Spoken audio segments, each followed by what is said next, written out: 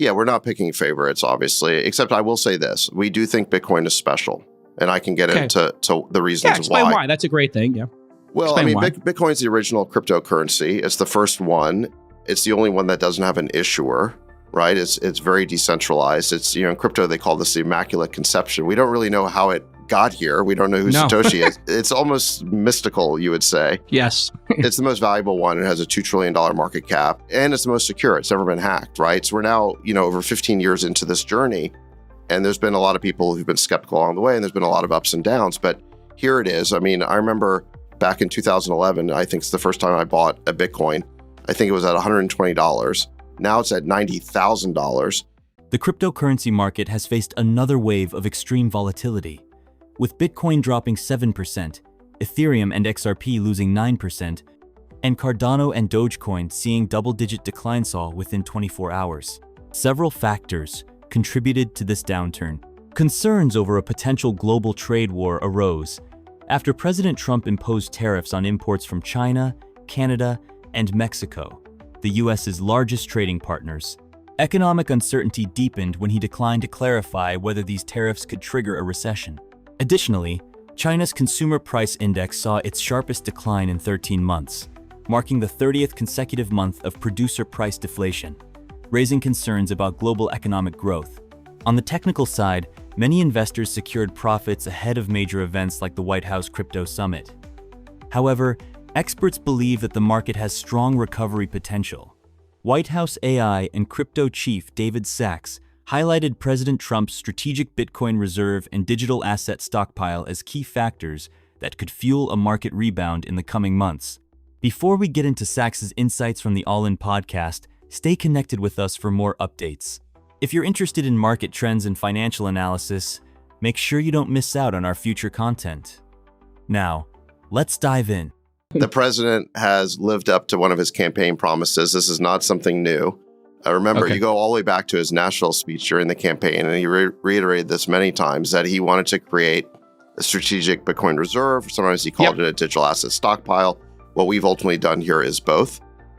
He also, in his week one EO on crypto, you guys remember I came on the show to talk about that, he asked our president's working group on digital assets to evaluate the idea of a reserve or stockpile. And we made a recommendation, and this administration is moving at tech speed. It's really great to work for an administration where you can actually get things done and things move quickly. We made our recommendation, and then we worked with the lawyers to implement it, and the president signed it last night.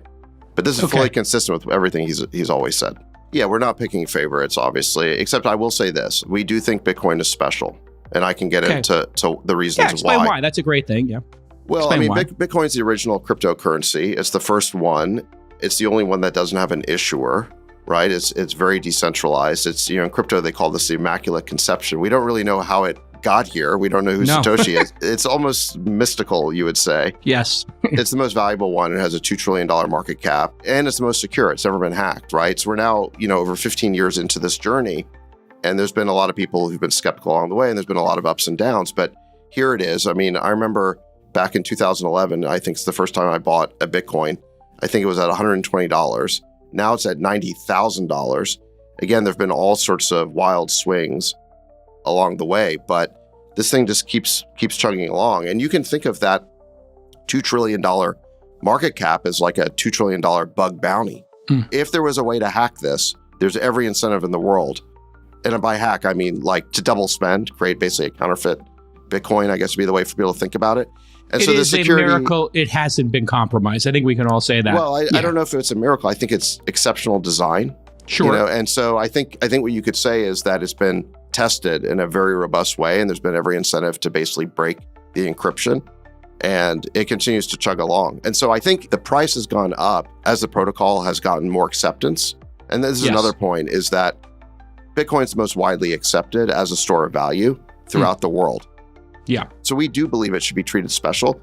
Now, that being said, we're also creating the digital asset stockpile. So the reserve is just Bitcoin. The goal is long-term preservation.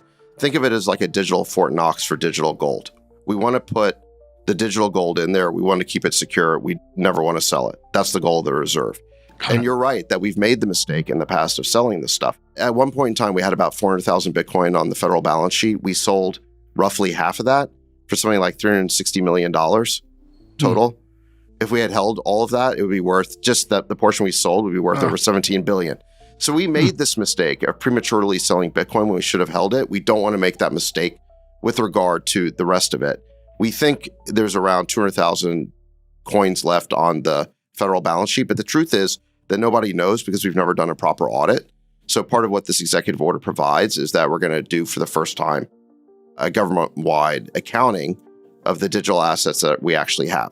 So, and if digital assets emerge in some department, I don't know, the FBI seizes some, the CIA seizes some, I don't know which organization winds up having them, they're going to be legally required to report that and then put them in the reserve. Well, they'll be legally required to report it, and then they'll go in the reserve if there's a final adjudication. So, obviously, if those coins could go back as restitution to victims, or if the person who they were seized from wins their court case and gets them back, they're not going to go into the Federal Reserve. But if there's been a final adjudication and a final forfeiture, yes, those will go into the reserve. Anyway, that's Bitcoin. Okay, so then you got the stockpile. Let me just talk about that. So first of all, like I said, we don't know exactly what digital assets the federal government has. I've seen reports that it might have, for example, 50,000 ETH, which is Ethereum. But again, we need to get to the bottom of that. When we figure out exactly what the assets are, we're going to move them into the digital stockpile. The purpose of the stockpile is responsible stewardship. It's a place for safekeeping. It's a centralized, you could say, account under the direction of the Secretary of the Treasury. And the Secretary of the Treasury will figure out how to maximize the values of these holdings. Now, there's a couple of important differences between stockpile and reserve. So one is the reserve, the executive order actually provides that the Secretary of the Treasury will not sell the Bitcoin. Okay, we're prohibited from selling the Bitcoin. There's no such prohibition with respect to the stockpile. If the Secretary of the Treasury decides that it's in the long-term interest of the U.S. to rebalance the portfolio or change the portfolio, the Secretary has the discretion to do that. That's largely fair. I mean, look, I think that the stockpile should be subject to good portfolio management, right? Excellent. Unfortunately, we have a Secretary of the Treasury who is an extremely successful former hedge fund manager. So he's going to figure out the best way to manage these assets. And we give him the flexibility to do portfolly management. Whereas, and he has to live and die with what he does. He has to make those decisions, and that's going to be, part of how he's evaluated by the president. So hopefully he's going to be sharp about that. Right, but the reserve is different, right? The reserve is just digital Fort Knox. Now, there's one other important difference between stockpile and reserve. So with respect to reserve, the EO provides that the secretaries, that I'm talking about Treasury and Commerce, they're allowed to figure out strategies to accumulate more Bitcoin for the reserve if those strategies are budget neutral and don't cost the taxpayer anything, okay? So it's possible that we could, I'm not saying that we will, but it authorizes them to acquire more Bitcoin if they can figure out a way to do it that doesn't impact the federal budget or the deficit or taxpayers, right? President Trump's tariff policies are one of the biggest economic concerns today. His administration has implemented major tariffs, including a 25% duty on most imports from Canada and Mexico as of the 4th of March, 2025. These tariffs aim to pressure these nations to take stronger action against illegal immigration and drug trafficking. In response, Canada imposed 25% tariffs on $30 billion worth of U.S.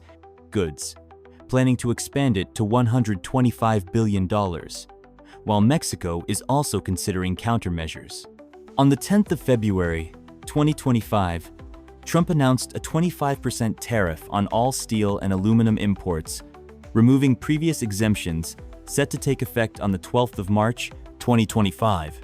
While some speculate about the motives behind these measures, the administration insists they are essential for national security and protecting domestic industries. During the podcast, billionaire investor Chamath Palihapitiya and entrepreneur David Friedberg shared their views, explaining why they see these tariffs as a necessary step for the U.S. economy. I think that this is the first week where I've seen the first real schism in how people are interpreting what's actually happening. I think that Trump and Elon were very much in a honeymoon period until this week. And I think there was the benefit of the doubt. But what I saw on X was a real divergence where, on the one hand, there were people that were basically saying Doge is deranged, Elon is crazy, Trump is lighting the world on fire in one camp, and the other camp saying he's sticking to the plan.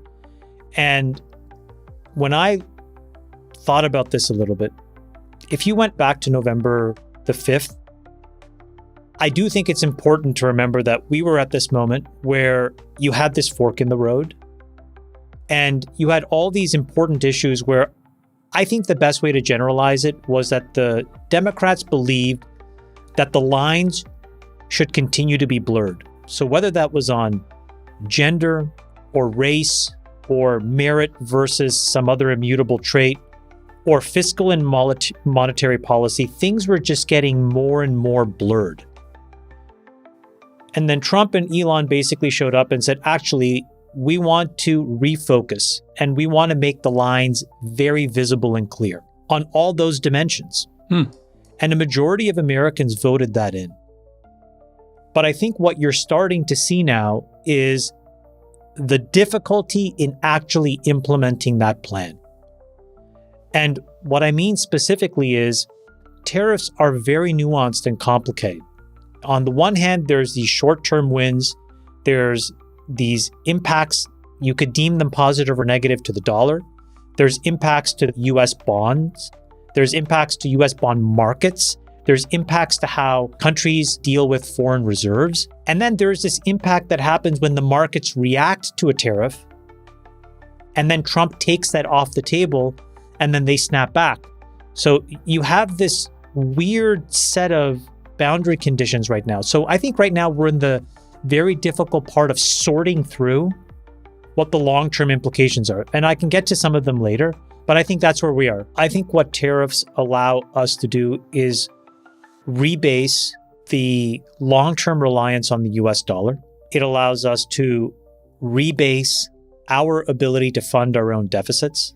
And it allows us to rebase the long-term ability for American companies to be economically vibrant. I don't sit inside of Trump's head, and I don't have any direct line of communication to folks that are constructing the theory and the policy. If I were to say, what's the most masterful plan in an optimistic way of what could be going on here? What's the master plan?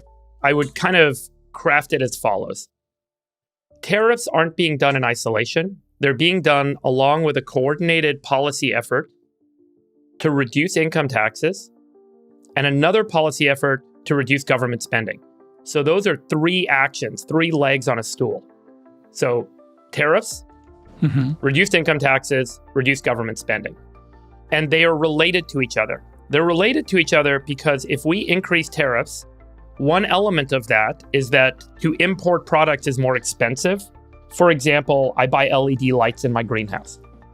And the price of the LED lights just went up by 25%. This week, I actually spoke with the CEO of an LED company, and I was like, why don't you guys make the LEDs here? And there starts to become a crossover point where it actually makes economic sense for the company to make the LEDs here instead of sourcing them from Asia. And there's 100,000 examples of this. When the industrial supply chain goes to the lowest part of production, it's going to end up offshoring when there's no tariffs. And if there are tariffs, then you start to do production here. So you're increasing both kind of security for the US supply chain, but also increasing demand and creation of a workforce.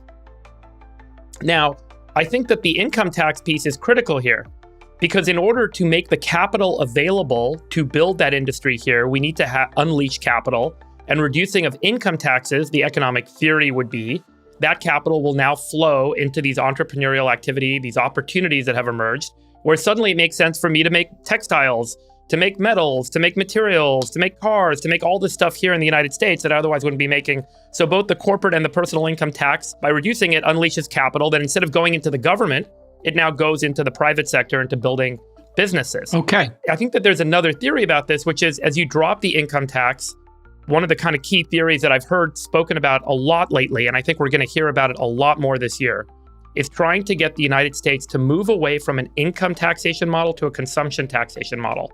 So effectively what the tariffs do is there's a tax for you buying certain things.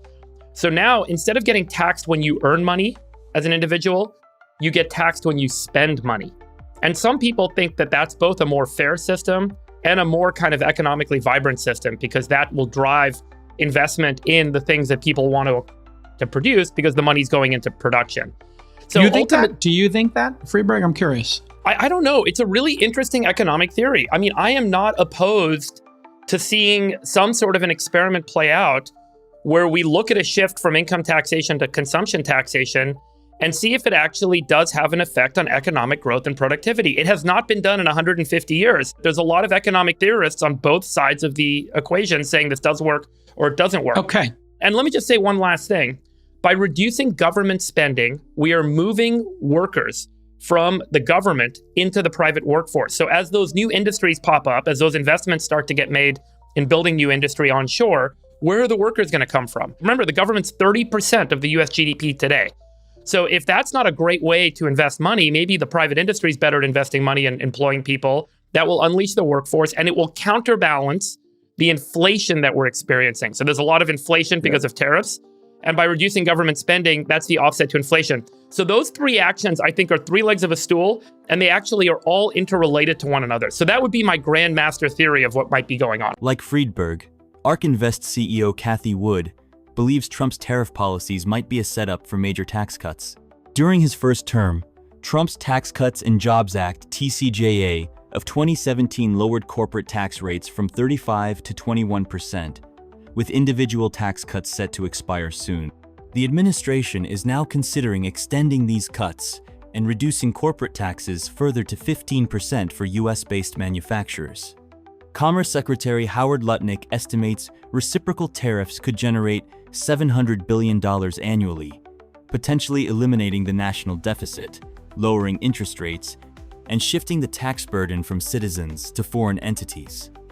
Cathie Wood compares the current economic climate to the early 1980s when Reagan's tax and interest rate cuts led to massive economic growth. She believes Trump's policies could have an even greater impact. What's your take on this? Drop your thoughts in the comments. And if you enjoy staying ahead in the world of finance and crypto, keep following our updates. You won't want to miss what's coming next. Thanks for watching.